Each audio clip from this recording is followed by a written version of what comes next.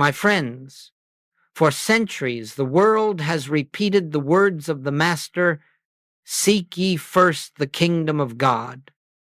And yet very few have paused long enough to ask where this kingdom is to be found, or why so many sincere seekers feel as though they are walking in circles, praying without answer, striving without peace.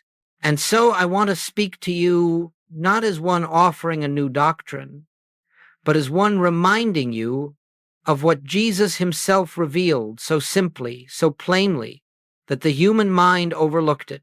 The kingdom of God is within you, not above you, not ahead of you, not hidden in some distant geography, nor reserved for a future moment after death. Within you, within your consciousness, within the very life you are living at this instant. You see, the tragedy of much spiritual seeking is that it begins with the assumption that God is absent. And when you believe God is absent, your entire search becomes an attempt to bring God from somewhere else into your experience. And when you believe the kingdom is far off, your spiritual journey becomes a lifelong effort to reach what seems forever beyond your grasp. But the Master did not say, "Seek to bring the kingdom," nor did he ask you to journey toward it as though it were an object hidden behind the stars. He revealed a presence already here, already complete, already functioning as the very life of your being. If you have ever cried out, "Where is God? Why does God feel distant?" you have already accepted the premise that creates all spiritual frustration. And so today, let us lay that false premise aside. Let us begin from the truth. Let us begin from the recognition that God is not a traveler who must arrive, not a power that must be summoned, not a reward that must be earned. God is the living presence at the center of your consciousness, the invisible life that is your life, the infinite love that animates every breath and movement of your existence. You have not been failing in your spiritual search. You have simply been taught to look outward when Jesus pointed inward. You have been told to strive for what must be realized, not achieved. And so as we embark upon this journey together, let us do so with the humble willingness to release the old idea of God as a far-off being who occasionally intervenes, and open ourselves to the recognition of God as the very essence of our own being. In this hour, I invite you not to strive, not to struggle, but to awaken, to discover that the kingdom you have sought so long, with such earnestness, has never been hidden from you. It has been present, fully present, within the depth of your own consciousness, awaiting only your recognition. And as this recognition dawns, you will find yourself at peace, not because you have reached God, but because you have discovered that God has never departed from you. Now let us look more deeply into the very reason spiritual seekers become weary, discouraged, and disheartened in their search for God. It is not because God is difficult to find. It is not because heaven is hidden behind a veil that only the worthy may lift.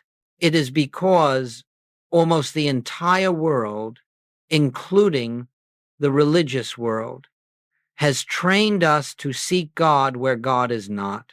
And when you seek where God is not, you can only return empty-handed, no matter how sincere your prayer or how devout your heart.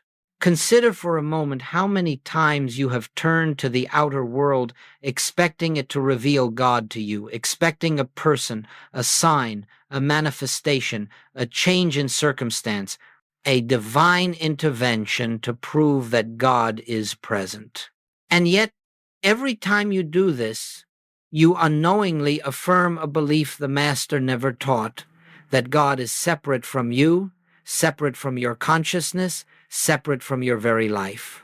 And the moment you accept separation, even unconsciously, you cannot help but feel the weight of spiritual loneliness, the ache of believing God is somewhere you are not. When the mind believes in distance, it naturally seeks solutions in distance. It prays from a sense of lack. It reaches outward in desperation. It tries to bring God down into the moment or to coax peace into a troubled situation. But my friends, this is the very reason prayer feels unanswered. Not because God is withholding anything, but because we are praying from a premise that has no spiritual foundation, the premise of absence. Do you see the problem?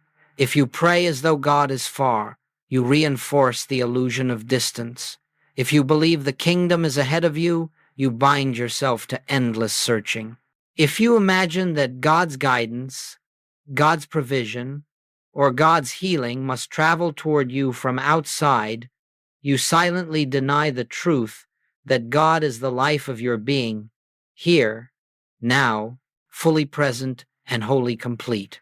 This is why the world's seekers grow tired. It is not the search that exhausts them, it is the direction of the search. Outward effort consumes energy. Inward realization restores it. Outward effort breeds fear. Inward realization releases it. Outward effort implies that something essential is missing. Inward realization reveals that nothing has ever been absent. The frustration so many experience in their spiritual lives arises from an innocent but fundamental misunderstanding. The belief that God's presence must be obtained rather than recognized, sought, rather than realized, requested, rather than revealed from within. And as long as the mind believes that God and man stand apart, your prayers, your meditations, your spiritual practices will feel like attempts to bridge an impossible distance. Let us be very clear. You are not frustrated because God is silent. You are frustrated because you have been listening in the wrong direction. When you look outward for what is already within, you can only encounter emptiness. But when you turn within, even slightly, even with the smallest mustard seed willingness, you begin to feel a subtle shift, a softening, a quiet assurance. You sense that you are not striving toward God. You are resting in God. You sense that the spiritual journey is not the path of reaching outward, but the path of awakening inward. And it is this awakening that leads us to the next stage of our spiritual unfolding. Let us look now at the teaching of the Master, not through the lens of tradition, nor through the weight of inherited interpretation, but through the quiet inner illumination that reveals spiritual truth as it is. For Jesus spoke words that were not meant merely to inform the mind, but to awaken the soul to its own divine reality. And among these words, none are more central, more misunderstood, and more transformative than the statement, "The kingdom of God is within you." You must understand that Jesus was not pointing to a place. He was not describing a realm to be reached after death, nor a kingdom that would someday descend visibly upon the earth.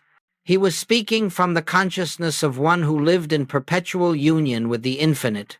When he used the word kingdom, he was describing the awareness of God's presence, an awareness that transcends time, transcends form, and reveals itself as the substance of all being. And when he declared that this kingdom is within you, he tore down every doctrine of distance that humanity had built around God.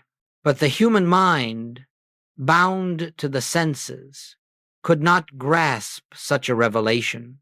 And so, through the centuries, the teachings of Jesus were interpreted through the framework of duality, God above and man below, heaven in the future and struggle in the present. Yet Jesus himself never taught duality.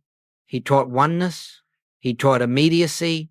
He taught the infinite nearness of God. I and my Father are one. The Father is within me. My kingdom is not of this world.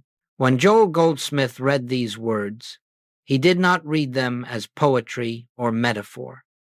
He read them as statements of spiritual law. For to him, Jesus was not describing a relationship exclusive to himself. He was revealing the universal nature of spiritual identity. The oneness he proclaimed was not his alone. It is the truth of every man, every woman, every child who will pause long enough to look within and recognize the presence living them. And so Goldsmith would say, the kingdom is not a location, but a state of consciousness. It is the realized awareness of God as the only presence, the only power, the only life. The moment you imagine the kingdom as something to be entered through effort, you have already stepped outside it. But the moment you realize that God is the very essence of your being, the very breath that moves through you, the very intelligence that animates your life, you have already entered the kingdom without moving an inch. For this kingdom is not reached by time or distance, it is revealed through recognition. This is why the Master taught in paradox. He said, the kingdom is at hand, meaning always present.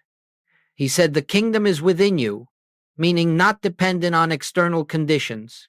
He said, the kingdom has come near, meaning closer than your own thoughts.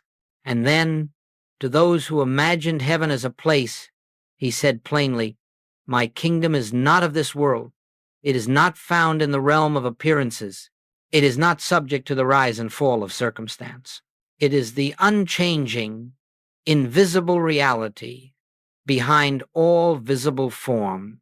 When we read Jesus through Goldsmith's consciousness, we discover that the teachings were never meant to direct us toward a future salvation, but toward a present realization.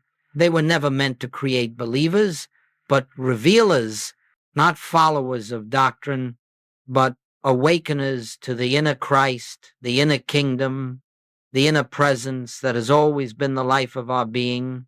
In this recognition, spiritual seeking begins to change shape. You are no longer reaching outward for God's presence. You are no longer waiting for a future manifestation. You are no longer living in anticipation of a divine intervention that may or may not come. Instead, you are awakening to the truth that the presence you seek is the very consciousness with which you are listening to these words. This understanding marks the turning point of the spiritual journey. From this point forward, we no longer pursue God. We discover that God has been pursuing us from within, patiently waiting for the moment when the veil of material belief would lift and the light of spiritual reality would shine through our awareness. And it is here, in this dawning realization, that the shift from asking God to realizing God begins. Now let us come to the great turning point in spiritual life, one so profound that the entire direction of your journey changes in a single breath. And yet this shift is not achieved through effort, nor through discipline, nor through the accumulation of spiritual knowledge. It happens the moment you recognize that the God you have been asking, pleading with, and reaching toward is not a distant being who must be moved, but the very presence that constitutes your own consciousness.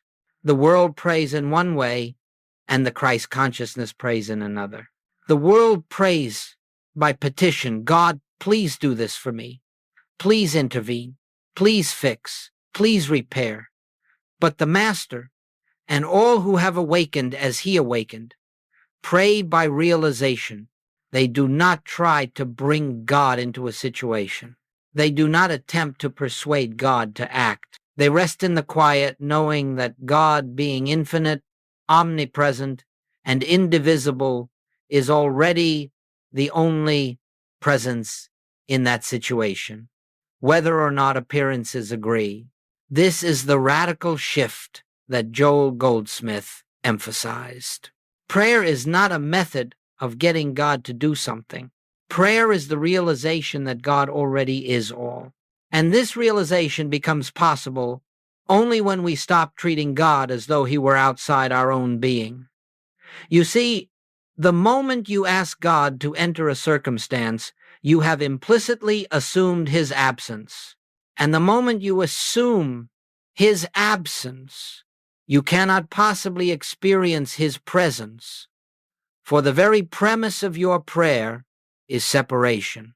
The bootless cry, as Goldsmith called it, is the prayer of a mind that imagines God is somewhere else. But when you understand the truth, when you realize that God is not coming from afar, that God is not outside the problem, not outside the body, not outside the relationship, you stop trying to reach outward and you begin to rest inwardly. You begin to sense that there is a presence at the core of your being, a presence that does not need your persuasion, your pleading, or your pressure. You begin to discover that God is not the answer to your prayer. God is the silence that reveals there was never a question. Let us be very practical here. When you ask God to heal a condition, you are assuming a power apart from God, a power that caused the illness. When you ask God to fix a relationship, you are assuming that another person holds power over your peace. When you ask God to open a door, you are assuming that human circumstance can block divine activity. All of this is spiritual impossibility. There is no power apart from God. There is no presence apart from God. There is no activity, no substance, no law that can stand outside the one. And so Goldsmith would say, stop giving power to the problem. Realize that God is the only power present, and the problem dissolves of itself. This is the essence of the shift.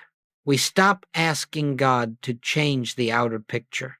We realize God as the invisible reality behind all pictures. And when we do this, something wondrous happens. We find that fear loosens its grip. We find that the mind becomes still. We find that circumstances begin to shift without our manipulation, not because we ask God to change them, but because we recognize the presence that was always governing them. As long as you believe your good comes from outside, from people, from the world, from favorable conditions, you will continue to pray outwardly, anxiously, pleadingly. But the moment you realize that God is the life of your life, the peace of your peace, the intelligence of your mind, the substance of your supply, and the harmony of your relationships, you will find that you no longer pray to get. You pray to realize, to become aware of what is eternally true. This is the prayer of the mystic. This is the prayer of the master. This is the prayer of all who have entered the kingdom consciousness. Not a prayer of asking, but a prayer of recognition. Not a prayer of seeking, but a prayer of seeing. Not a prayer of striving, but a prayer of resting in the truth that God is already here. And it is this recognition that prepares us to discern the great distinction between material sense and spiritual consciousness, which is the foundation for entering the kingdom within. Before we can enter the kingdom within, we must understand why the outer world appears so real, so commanding, so overwhelming. We must understand why fear grips us, why circumstances disturb us, why lack seems possible, and why God can appear distant even when we believe in Him with all our hearts. And the reason is simple, though the mind resists it at first. We have been trained from birth to trust the five senses. We have been taught that what we see, hear, taste, touch, and smell is reality. And so we live as though appearances are the final truth, unaware that we are interpreting the world through the limited instrument of material sense. Material sense is not evil. It is simply inadequate. It shows us shadows and calls them substance.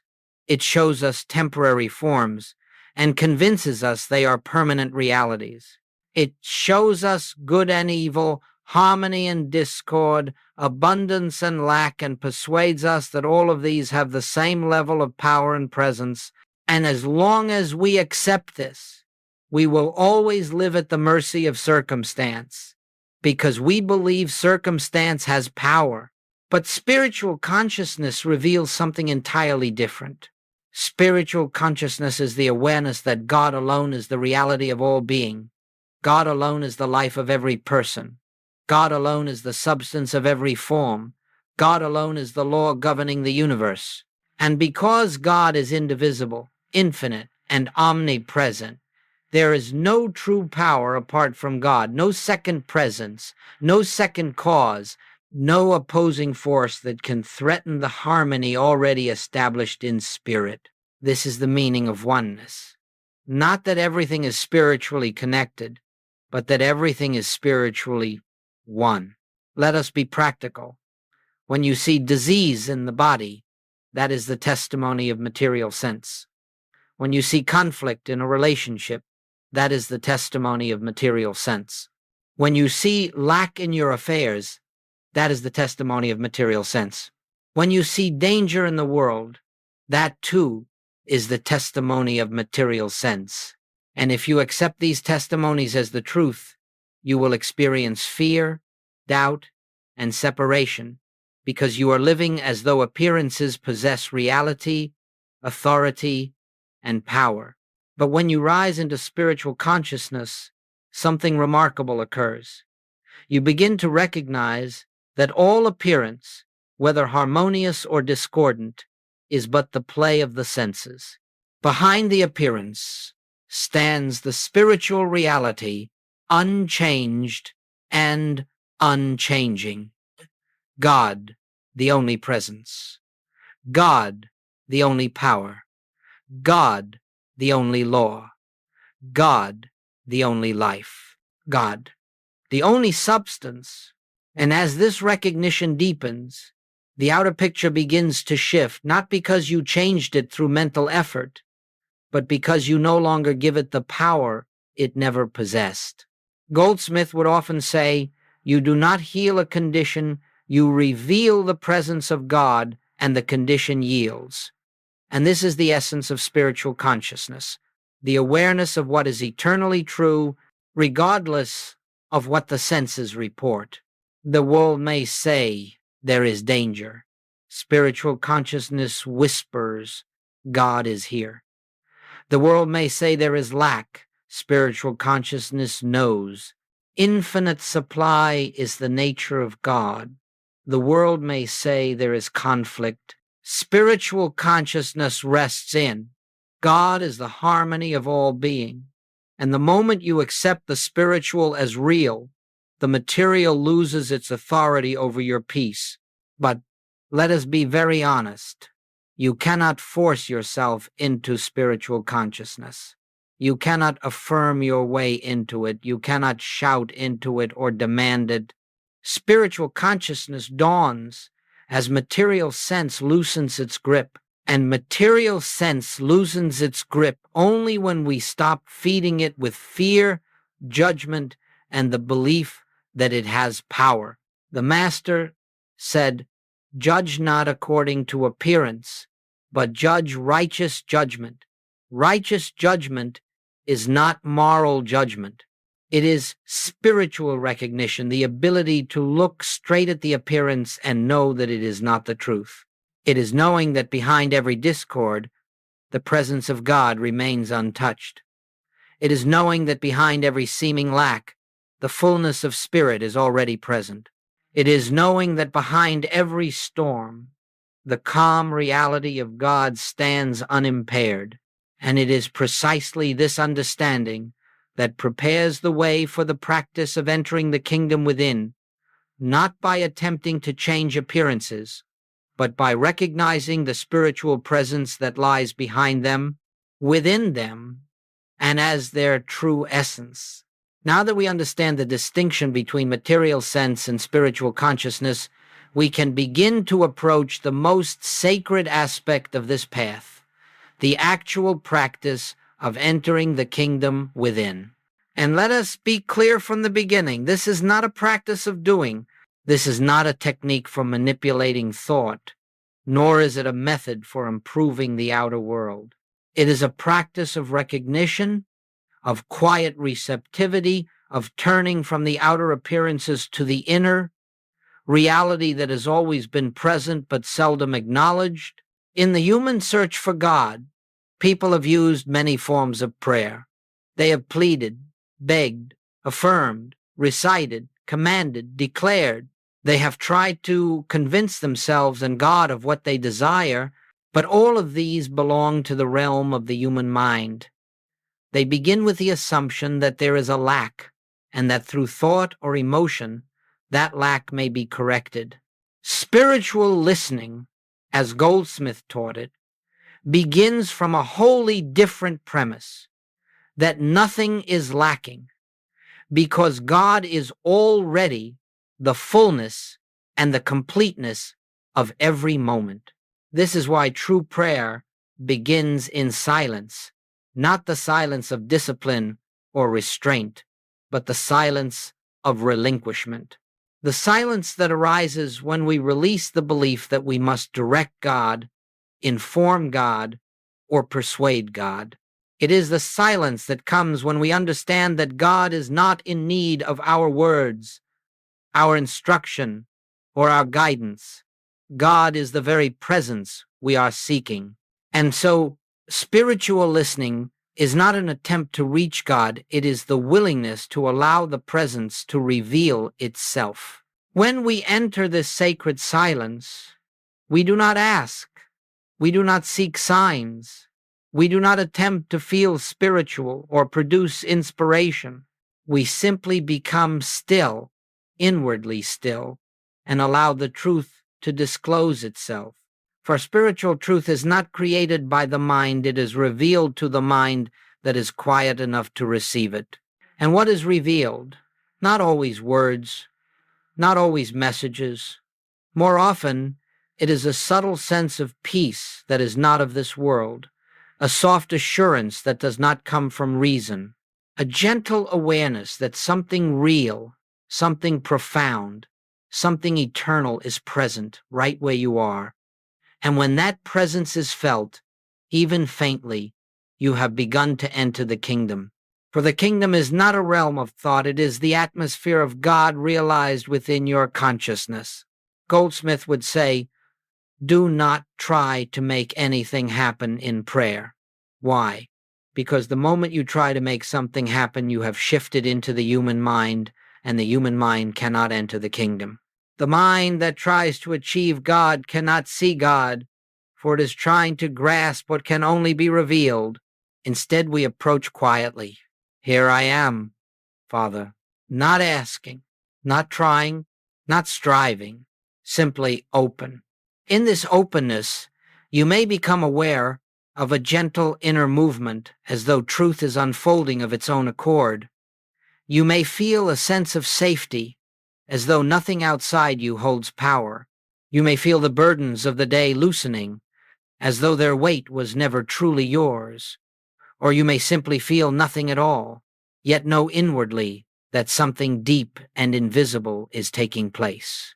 This is the beginning of spiritual listening, a turning from the outer world of effect to the inner world of cause, a willingness to let God be God.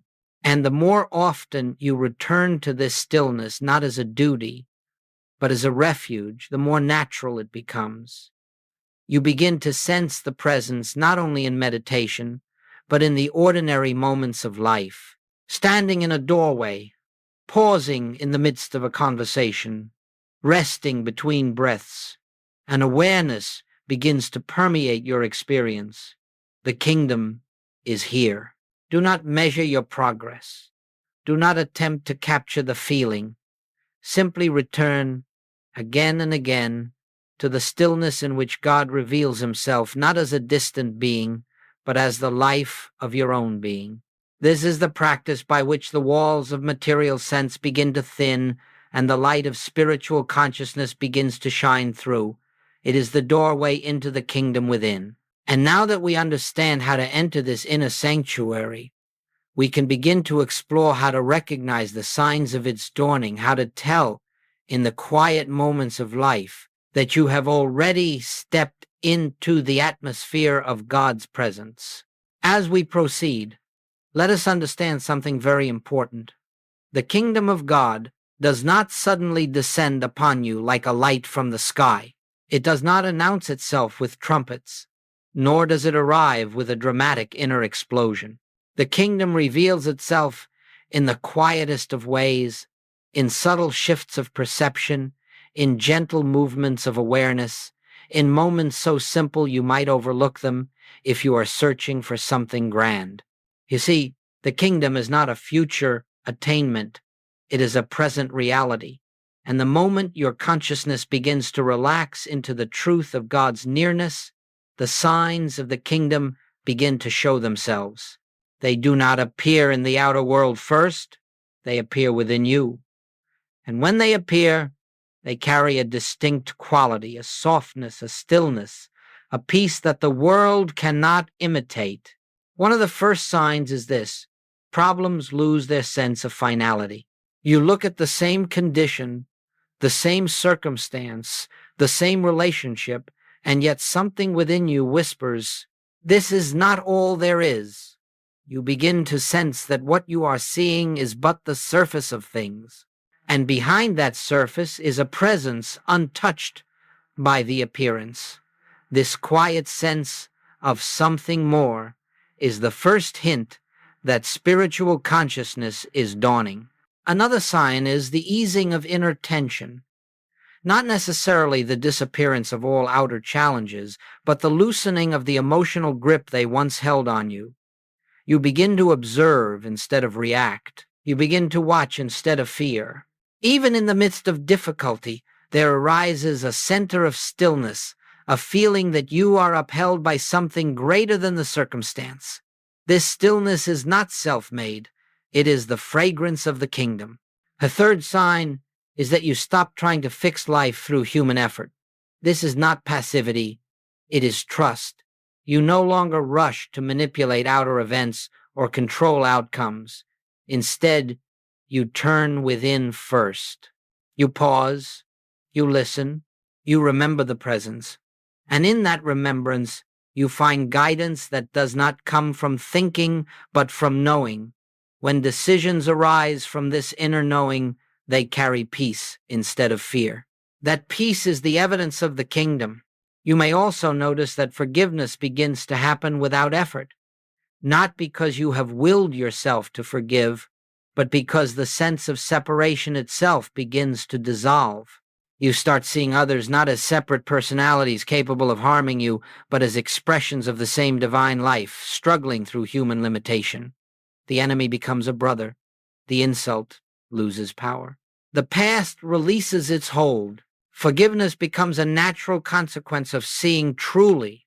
Another sign is the awakening of gratitude, not gratitude for things, but gratitude for being. A quiet joy arises simply from the recognition that God is here, that life is unfolding, that you are not alone in the universe. This gratitude is not directed outward. It wells up from within, uncaused by anything external. It is the heart's response to the felt presence of God.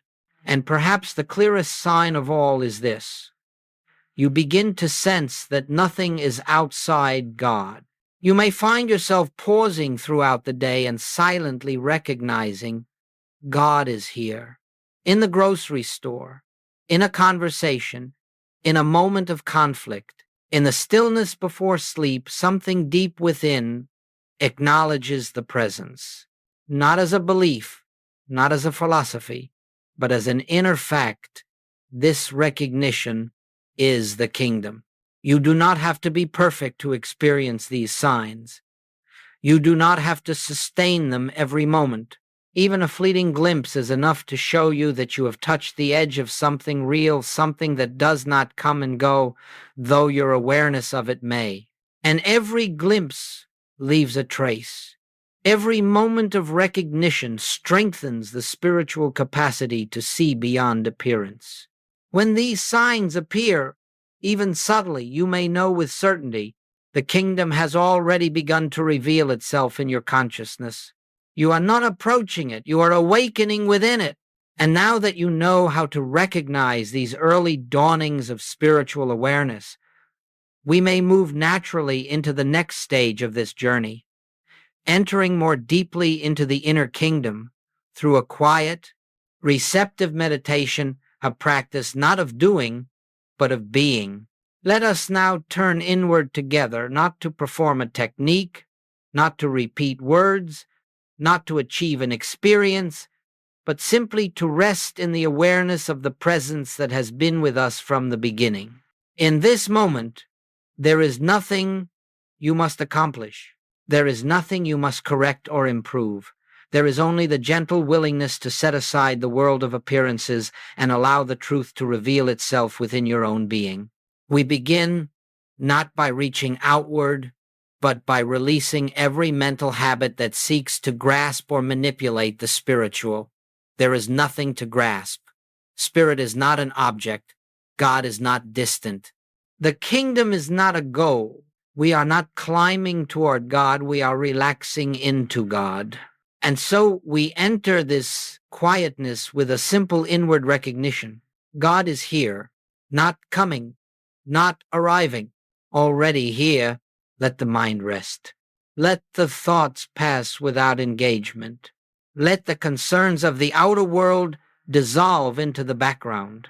You are not trying to silence the mind. You are gently withdrawing attention from it, returning to the simple awareness of presence. Feel the freedom of not having to pray to God, but resting in the truth that God is already the life within you. Let this inner whisper arise of its own accord. The kingdom is within me, not as a belief, but as a fact of spiritual being. Do not try to feel anything. Feelings come and go. Truth remains. If a sense of peace comes, receive it. If no feeling comes, be at peace anyway. Truth does not depend on the senses. Now, allow this deeper recognition to settle into your awareness. God is the only presence, not the strongest presence, not a competing presence. The only where I sit, God is. Where my thoughts appear, God is. Where my life unfolds, God is. And as this recognition deepens, even slightly, the outer world begins to loosen its claim on your attention. You begin to sense the subtle atmosphere of the kingdom, a stillness that was here long before this moment, a peace that does not arise from the world and cannot be taken from you. There is no need to hold it, no need to protect it, no need to maintain it by effort. This presence is not fragile. It is infinite, eternal, and self-sustained. Now allow these words to rest in your consciousness, not as affirmations, but as invitations to awareness. I am in God. God is in me. We are one, not two beings united, but one, life expressing itself as individual being. Rest in this oneness. Do not attempt to understand it. Understanding belongs to the mind. This recognition belongs to spirit. Let this final realization unfold gently within you. The kingdom I sought is the presence that lives me. The peace I longed for is the truth of my own being. The God I prayed to is the life that I am. Rest in this truth. Let it hold you. Let it reveal itself to you in its own way, in its own time, in its own stillness. And when you return from this moment, you carry nothing outward, but something inward has quietly shifted, and this shift will reveal itself in ways you do not need to anticipate. For the kingdom has not come to you. You have awakened to the kingdom that was always here. As we bring this hour together to its quiet close, let us not think of what has been said as a lesson to be remembered, nor as a philosophy to be carried by the mind. What we have touched in these moments is not teaching, it is realization. It is the gentle unveiling of a truth that has been present within you since before time began. And the greatest gift you can give yourself is simply to continue returning to this inner awareness, not through effort, but through remembrance. For the kingdom of God is not an experience reserved for meditation alone. It is the ground upon which your true life stands. It is the air of spirit that surrounds you. It is the quiet presence that walks with you into every circumstance, every relationship, every choice, every breath. You do not leave the kingdom when you rise from silence, nor do you enter the world as though it were separate from God. The world of appearance may shift and change, but the kingdom remains the invisible reality behind every moment of your journey. Remember this. You are not a traveler seeking God. You are the place where God reveals himself. You are not a soul wandering toward the kingdom. You are the consciousness through which the kingdom comes into view. Do not struggle to hold this awareness. Do not make a task of living spiritually. Simply learn to pause many times throughout the day and gently turn inward, not to find God, but to recognize that God has never departed. In that pause, even if it is only the length of a single breath, you may notice the subtle atmosphere of peace that signals the presence. And that peace becomes your guidance. That peace becomes your protection. That peace becomes your supply. That peace becomes your wisdom. You do not have to sustain this consciousness perfectly. No one does. What matters is that you return again and again with simplicity and humility. You return. And each return strengthens the inner pathway until it becomes effortless, as natural as the act of breathing.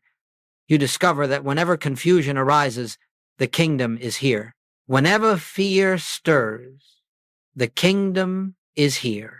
Whenever life becomes heavy or uncertain, the kingdom is here. Not because you have earned it or summoned it, but because it is the very foundation of your being. Let this awareness accompany you. Let it move with you into the ordinary routines of life. Let it enter your conversations, your work, your rest, your moments of solitude, your moments of connection. Let the kingdom be the silent influence behind every step you take. And as you do, you will find that you are living in a world where nothing stands outside God, nothing opposes God, nothing diminishes God, and therefore nothing can diminish you, because your life is the life of God expressed. My friends, the search is over. Not because you have reached the end, but because you have awakened to the beginning, to the presence that has been your life all along. And from this awareness, everything changes, not by your effort, but by the natural unfolding of divine harmony through your consciousness. Rest in this truth. Let it guide you. Let it illuminate the path before you. And know with quiet certainty that the kingdom of God is not merely near, it is your very self realized.